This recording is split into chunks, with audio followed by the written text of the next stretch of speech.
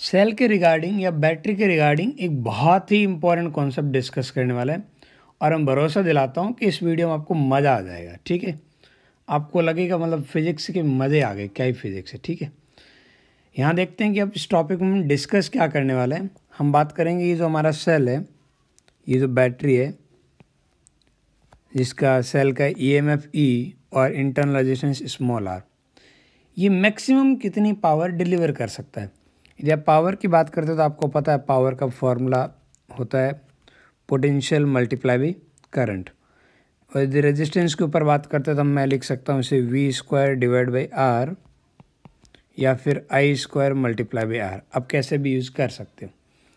तो यहाँ पे यदि हम देखेंगे तो ये जो सेल है, ये जो पावर डिलीवर करेगा मिलेगी किसे, इस एक्सटर्नल रेजिस्टेंस R को।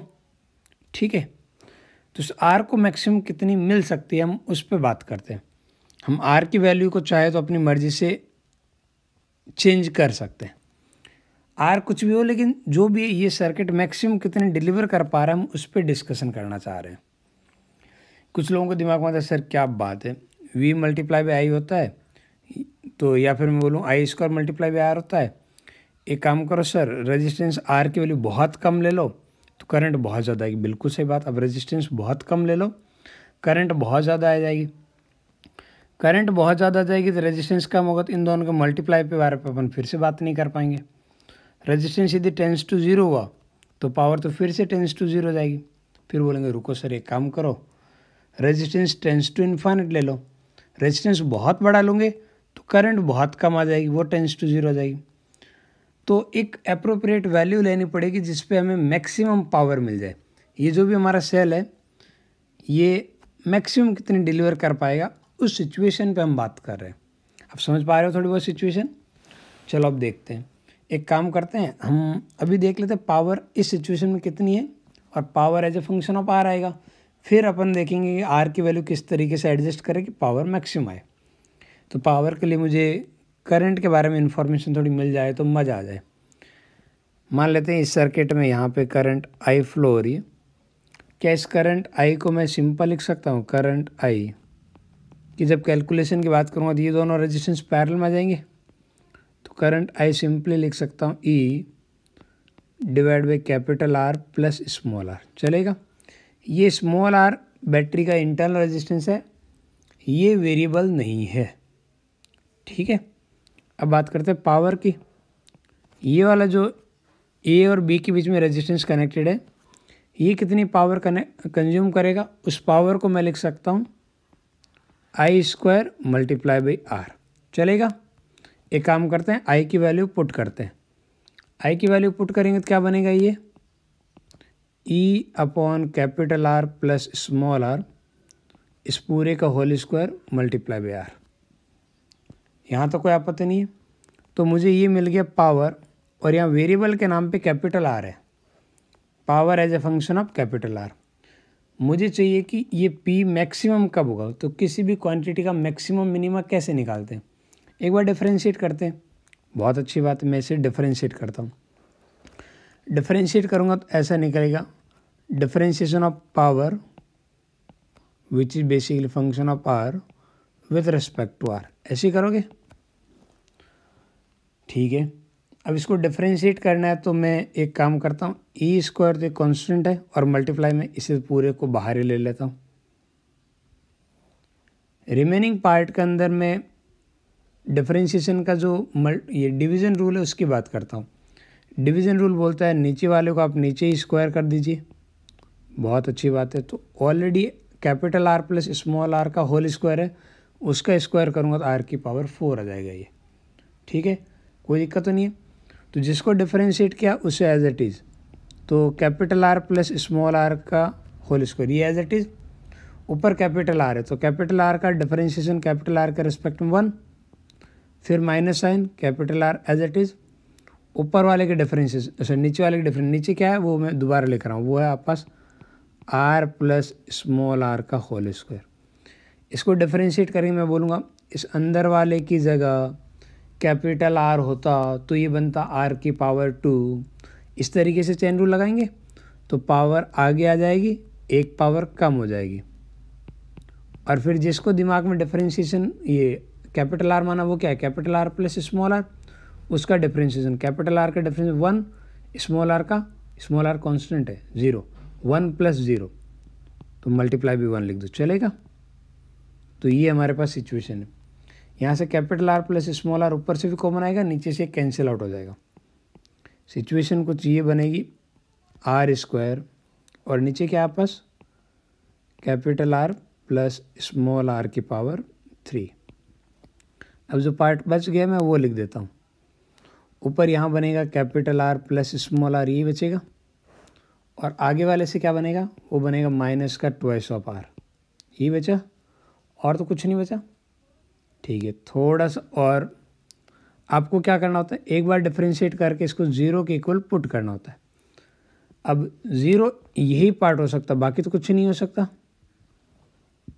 ये 0 कब होगा, जब कैपिटल आर स्मॉल आर के इक्वल आएगा, यानी कि जब सेल का जो आपका इंटरनल रेजिस्टेंस है वो एक्सटर्नल रेजिस्टेंस, जिसे मैं लोड रेजिस्टेंस बोलता हूँ, ये वाला लोड रेजिस्टेंस, इसे मैच कर जाएगा, उस टाइम पे सेल मैक्सिमम पावर ट्रांसफ़र कर रहा होगा। ठीक है, तो ये रिज़ल्ट हमें याद रखना है कि ऐसा होता है, एज एन स्टेटमेंट आपको याद रखना है। थोड़ा सा मैं इसको ग्राफिकली कुछ चीज़ें बताना चाह रहा हूँ इस इक्वेशन में। ये वाला जो है इससे देखो, ये जो अपने रिज़ल्ट डिराइव किया ना, मैं इसकी बात कर रहा हूँ, पावर और आर के बीच में रिलेशन। ठीक है, तो पावर और आर के बीच का ये जो रिलेशन है, इसके बेसिस पे यदि मैं एक रफ सा ग्राफ प्लॉट करूँ, किसकी बात कर रहा हूँ समझ में, इस फॉर्मूले की बात कर रहा हूँ। यहाँ से यदि आप एक रफ सा ग्राफ प्लॉट करोगे तो ग्राफ ऐसा आएगा पावर को लेके। ठीक है, एक साइड में पावर कंज्यूम और एक साइड में एक्सटर्नल रेजिस्टेंस और इधर के साइड में पावर। ठीक है, तो 0 पे पावर आपस 0 रहेगी और इन्फाइनेट पे भी 0 रहेगी। तो ये कुछ रफ सा ऐसा ग्राफ आएगा। ठीक है, आराम से देख लीजिएगा क्या बोल रहा हूँ, ऐसा आएगा। यहाँ कहीं एक वैल्यू आएगी कैपिटल आर की, which is equal to the small R, जहाँ पे पावर हमें क्या मिलेगी, मैक्सिमम मिलेगी। पावर क्या मिलेगी, ये पावर मैक्सिमम आ गई।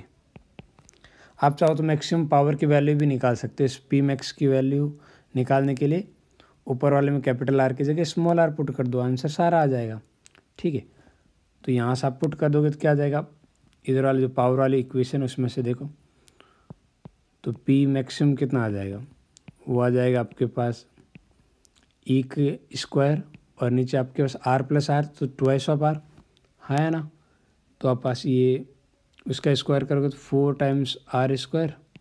आप कैपिटल आर की जगह स्मॉल आर लिख सकते हो, दोनों बराबर है, तो आएगा E square divide by 4 times R, ये बनेगा। देख लो यही है कि कुछ और है, ये बनेगा। तो ये मैक्सिमम पावर आ गया आपके पास E square divide by 4 times R. कोई आपत्ति तो नहीं है?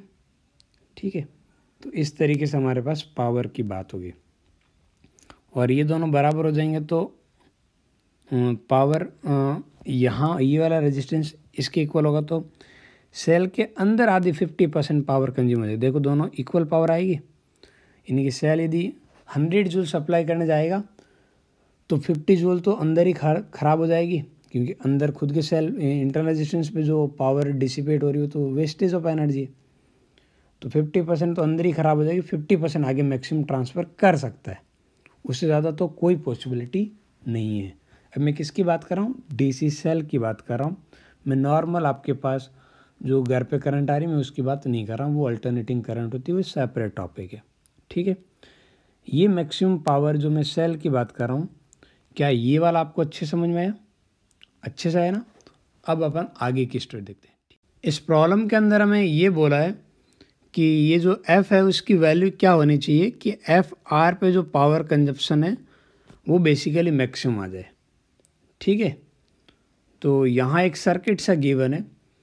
मुझे एक जो जनरल अप्रोच जो मैं बता सकता हूँ वो ये है कि यदि मैं यहाँ पे ये पता लगा लूँ कि इस पे पावर कितनी कंज्यूम हो रही है और उस पावर की मैक्सिमम के लिए एफ ही वेरिएबल है, तो एफ के रेस्पेक्ट में डिफरेंशिएट करके निकाल सकते हैं, एकदम जनरल तरीका है। एक काम करते हैं, पहले पावर कैलकुलेट करते हैं। पावर कैलकुलेशन के लिए या तो मेरे पास यहाँ पे करंट पता होना चाहिए या पोटेंशियल डिफरेंस पता होना चाहिए, ठीक है। तो दोनों में से कुछ भी निकालने के लिए मैं किरचॉफ्स करंट या वोल्टेज कुछ भी यूज़ कर सकता हूँ। मैं यहाँ पे बात कर रहा हूँ from Kirchhoff's current law. Kirchhoff's current law की हेल्प से मैं कैलकुलेट करूँगा। तो किरचॉफ्स करंट लॉ के अंदर सबसे पहले तो अपन पोटेंशियल एज्यूम करते हैं ना। तो एक जगह का पोटेंशियल 0 मान सकते हैं। मैंने मान लिया यहाँ का पोटेंशियल 0 और इस नोड का पोटेंशियल मान लिया x, चलेगा। अब आप करंट मानते हैं कि इधर से करंट आ रही है सपोज कैपिटल I, इधर आपके पास करंट जा रही है I1, इधर करंट जा रही है I2। तो आप किरचॉफ्स करंट लॉ से क्या इक्वेशन लिखोगे? आप बोलोगे आने वाली करंट इज इक्वल टू जाने वाली current, algebraic sum of all the currents at a junction must be 0। तो उस स्टेटमेंट से ऐसा लिख सकता हूँ। बहुत बढ़िया। यदि मुझे बात करनी है I1 की, I1 इसके ऊपर पोटेंशियल डिफरेंस कितना होगा? वो होगा x माइनस ज़ीरो नहीं लिखेंगे चलेगा, डिवाइड बाई रेजिस्टेंस। बहुत बढ़िया। I2 क्या लिखूँगा? x minus zero divide by resistance. बहुत बढ़िया। अच्छा, यहाँ का रेजिस्टेंस ये पोटेंशियल x है तो यहाँ का कितना होगा? यहाँ का हो जाएगा x माइनस ई, ये हो जाएगा। अब इस R पे बात करते हैं। इस R पे देखो करंट ऐसे फ्लो हो रही है तो ये 0 हायर पे रहेगा, तो 0 minus x minus E divide by capital R। इसको थोड़ा सा अपन रीअरेंज करते हैं, ठीक है। रीअरेंज करते तो ये वाला पार्ट यहाँ बनेगा E अपॉन कैपिटल R। वैसे ये जो कैपिटल R वाली बात है ये अपन तीनों जगह से कैंसिल आउट कर सकते हैं ना यहाँ पे। बहुत बढ़िया। तो ये बनेगा capital E minus X is equal to X upon F plus X. ये बना। एक काम करते उस एक्स को भी उधर भेज देते हैं। E कितना आ जाएगा? x। कॉमन क्या आ जाएगा? 1 अपॉन एफ प्लस 2। ये कॉमन आ रहा है। बहुत बढ़िया। तो एक तरीके से मैं x की वैल्यू बोल सकता हूँ। x की वैल्यू आ जाएगी हमारे पास E multiply by F divide by 1 plus twice of F. तो x की वैल्यू आ गई। x आने से क्या है कि आप करंट की बात कर सकते हो, पोटेंशियल की बात कर सकते हो। ये जो एफ आर है इसके ऊपर पोटेंशियल डिफरेंस वगैरह आप कैसे भी निकाल सकते हो। अब मैं बात कर लेता हूँ पावर की। पावर क्या हो जाता है? पावर को मैं लिख सकता हूँ वी आई या वी स्क्वायर अपॉन आर। तो वी स्क्वायर यहाँ पोटेंशियल डिफरेंस तो एक्स के इक्वल है, एक्स माइनस जीरो तो एक्स के इक्वल है, तो एक्स स्क्वायर तो ई का स्क्वायर एफ का square divide by 1 plus 2f का होल स्क्वायर। तो ये आ गया V square divide by R बोले तो एफ आर। ये आ गया पावर। यहाँ तक स्टोरी में कोई दिक्कत नहीं है ना। तो हमने एक तरीके से पावर कैलकुलेट कर लिया। पावर कैलकुलेशन में कोई दिक्कत नहीं है।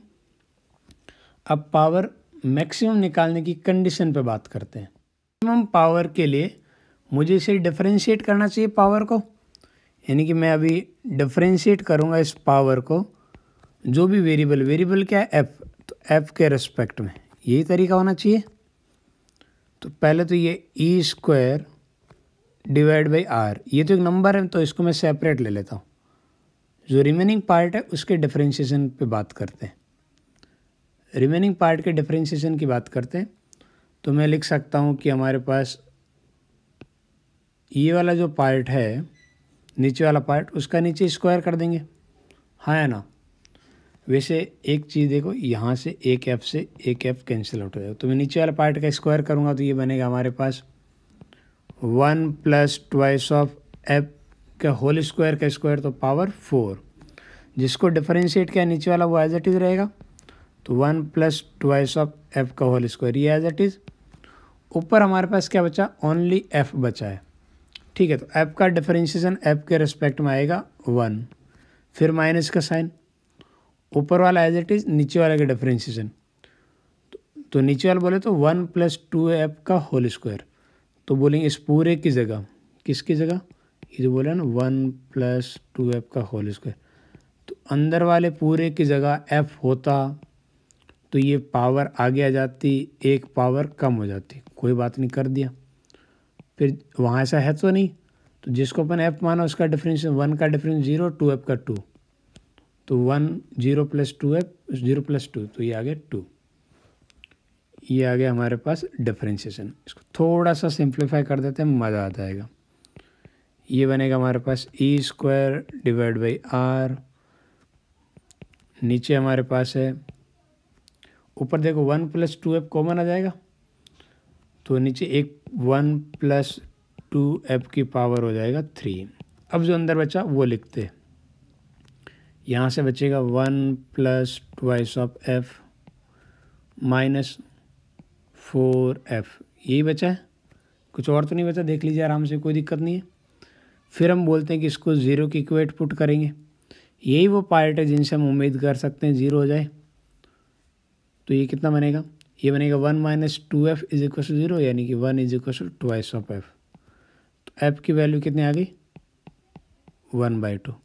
a की वैल्यू आई है तो आप डबल डिफरेंशिएट करके चेक करने की ज़रूरत नहीं है कि इस पर मैक्सिमा है कि मिनिमा है, यानी कि f = 1/2, इन्हीं वैल्यू पे आपके पास मैक्सिमा आएगा, बराबर है। और वैसे भी मुझे पता है कि f की वैल्यू यदि मैं 0 पुट कर देता हूँ, ठीक है, 0 पुट करूँगा तो यहाँ पे आपस पोटेंशियल रेजिस्टेंस 0 हो जाएगा, तो पावर 0 हो जाएगी, जो कि नेगेटिव पावर होती नहीं है, तो वो आपस एक तरीके से मिनिमम हो गया। f की वैल्यू इन्फाइनाइट पुट करो, फिर से यहाँ करंट नहीं जाएगी, इस वजह से पावर 0, तो दो मिनिमा के बीच में एक मैक्सिमम होता ही है, तो इसलिए मैं बिना आगे डबल डिफरेंशिएशन के सीधे ही बोल सकता हूँ कि f = 1/2 पे मैक्सिमम पावर आएगी। ठीक है, तो हमने ये एक एग्जांपल डिस्कस कर लिया, यहाँ तक कोई आपत्ति नहीं है ना। अभी हमने एक बहुत ही बढ़िया सी प्रॉब्लम डिस्कस की थी, ये वाली, जहाँ हमने निकाला था कि मैक्सिमम पावर की कंडीशन क्या है। लेकिन इस प्रॉब्लम का सॉल्यूशन देखिए, आपको कहीं भी लग रहा है कि इस तरीके से यदि मैं सॉल्व करने बैठूंगा एग्ज़ाम में तो मेरा कुछ हो पाएगा। आप देखो ना प्रैक्टिकली कितने टाइम मिलते हैं, फिर कुछ के दिमाग में आएगा नहीं सर ऐसी प्रॉब्लम एग्ज़ाम वाला पूछेगा ही क्यों। तो ये जेईई मेंस में पूछी हुई प्रॉब्लम है। ठीक है, अब बात करते हैं कि ऐसी प्रॉब्लम जेईई में आ गई, फिर आप क्या करोगे। ये जेईई में आई हुई प्रॉब्लम है, ठीक है, 2015 के अंदर। तो हमारे पास एक शॉर्ट ट्रिक है जो मैक्सिमम पावर रिलेटेड प्रॉब्लम को एकदम विद इन फ्यू सेकेंड, ठीक है, with in few second solve करके दे देगा। अभी शॉर्ट ट्रिक क्या है उस पर बात करते हैं। ठीक है, तो यदि आपको कभी भी ऐसा दिया है ना कि यहाँ आर की वैल्यू या जो भी एफ आर है उसकी वैल्यू क्या होनी चाहिए कि इस पे पावर मैक्सिमम कंज्यूम हो, इस टाइप की प्रॉब्लम में शॉर्ट ट्रिक काम आएगी। यानी कि जिस पे पावर मैक्सिमम होना चाहिए उसकी वैल्यू यदि आपको कैलकुलेट करनी पड़े तो वो निकालने की शॉर्ट ट्रिक हमारे पास है। अच्छा, शॉर्ट ट्रिक के मैं सीधा स्टेप बोलता हूँ, फिर एग्जांपल के साथ करते हैं, फिर आगे बात करते हैं। तो पहला स्टेप हम ये करेंगे, remove resistance where maximum power is to be consume and mark A and B at it terminals. ठीक है, जहाँ पे आपको बोला है कि यहाँ मैक्सिमम पावर हो वहाँ पे उस रेजिस्टेंस को आप हटा दो और दोनों जगह ए और बी लिख दो।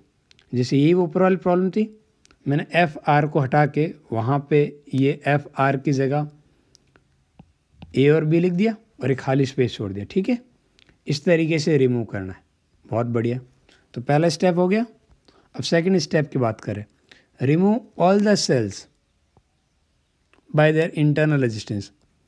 सेल को इंटरनल रेजिस्टेंस से कैसे रिप्लेस करते हैं, तो आप सिंपल से इतना देख लो, सेल के अंदर ये जो ईएमएफ वाला पार्ट है इंटरनल रेजिस्टेंस वाला छोड़ दो, हो नहीं हो, ये वाला जो पार्ट है इसको आप शॉर्ट सर्किट ऐसे लिखना है, बस इस तरीके से आप रिमूव करोगे जितने भी सेल है।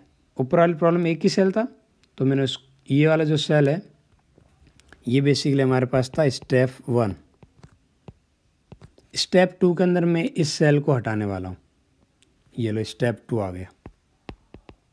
स्टेप 2 के अंदर कोई दिक्कत नहीं है ना, इस डायग्राम की बात कर रहा हूँ। अब नेक्स्ट स्टेप देखते हैं, calculate equivalent between A and B. जो हमने ए और बी लिखा है ना, वहाँ ए और बी के बीच में अब इक्विवेलेंट निकाल दो, क्योंकि आपने सारे सेल हटा दिए, तब सिर्फ और सिर्फ रेजिस्टेंस बचेंगे।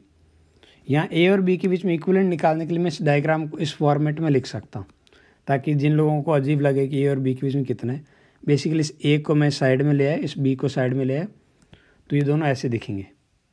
अब इन दोनों का इक्विवेलेंट कितना आएगा, बोलो आर इक्विवेलेंट कितना आएगा, तो आप बोलोगे आर इक्विवेलेंट आएगा, ये दोनों पैरेलल में, तो r/2 बराबर है, आर इक्विवेलेंट निकाल लिया। तो तीनों स्टेप हो गए। आर इक्विवेलेंट के बाद में क्या करना है, equivalent resistance must be equal to the load resistance. जिस पे आपको पावर मैक्सिमम चाहिए ना, वो इक्विवेलेंट के बराबर आना चाहिए। तो पावर मैक्सिमम तो चाहिए थी हमें एफ आर पे, तो एफ आर की वैल्यू r/2 के बराबर आनी चाहिए। तो एफ कितना आ गया, 1/2 आ गया।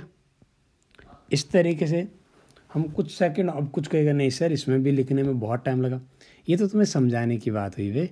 यदि हमें खुद करना हो तो एग्जाम में ऐसे थोड़ी करेंगे। हमने बोल दिया कि चलो यहाँ वाला रेजिस्टेंस हट गया, ये हट गया, तो ये दोनों पैरेलल में आ गए, आर और आर का पैरेलल r/2 का एफ आर के इक्वल पुट किया, बस 10 सेकेंड के अंदर अंदर आंसर आ जाएगा। अब एक इंटरेस्टिंग बात, सर आपको कैसा पता लगा कि ऐसा करने पे ही आंसर आएगा? ये कोई आपको रात को सपने में आया, ठीक है, या ये कोई मैजिक ट्रिक है? तो ऐसा बिल्कुल नहीं है, ये कोई मैजिक ट्रिक नहीं है। ये बेसिकली मैंने आपके लिए कुछ चीज़ें straightforward as an steps रख दिए। इसके पीछे के रीजनिंग पे बात करते हैं। एग्जैक्टली मुझे इतना कॉन्फिडेंस है कैसे बोल दिया कि इस टाइप की प्रॉब्लम ऐसे सॉल्व की जा सकती है। तो उसका कोई मैजिक नहीं, बहुत ही बेसिक चीज़ है। अब इसके कॉन्सेप्ट पे आते हैं, ठीक है। तो क्या यही हमारी वो प्रॉब्लम थी? देखो मैंने थोड़ा सा अलग तरीके से लिखा, यही वो प्रॉब्लम जिनके बारे में हम बार बार डिस्कस कर रहे हैं। तो बेसिकली मैंने सेल के इक्विवेलेंट के कॉन्सेप्ट को यूज़ किया है कैलकुलेट करने के लिए, ठीक है। मैं ये जो पर्टिकुलर सिचुएशन है, क्या मैं नहीं बोल सकता कि इधर वाली जो ब्रांच है,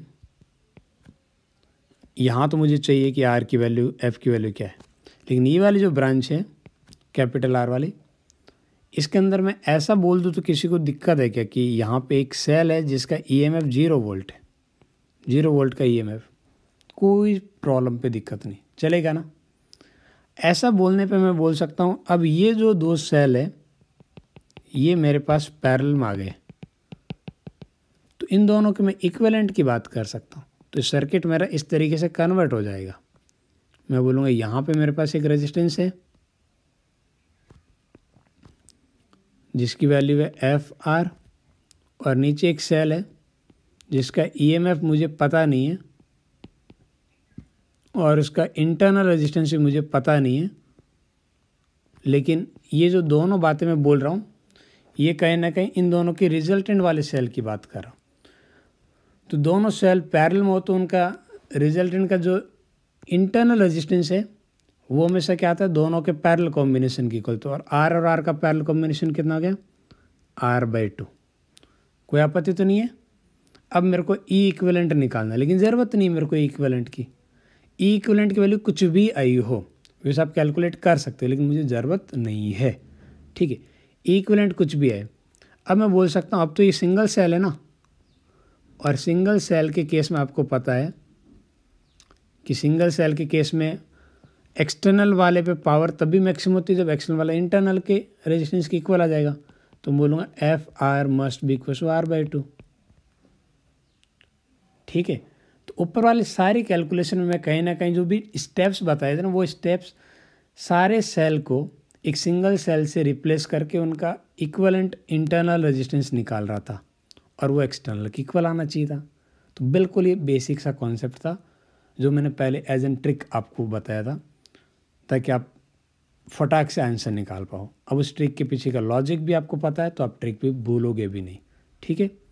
उम्मीद करता हूँ कि ये वाला जो लेक्चर है वो आपको बहुत अच्छे से समझ में आया है और बहुत मज़े भी आए हैं, ठीक है।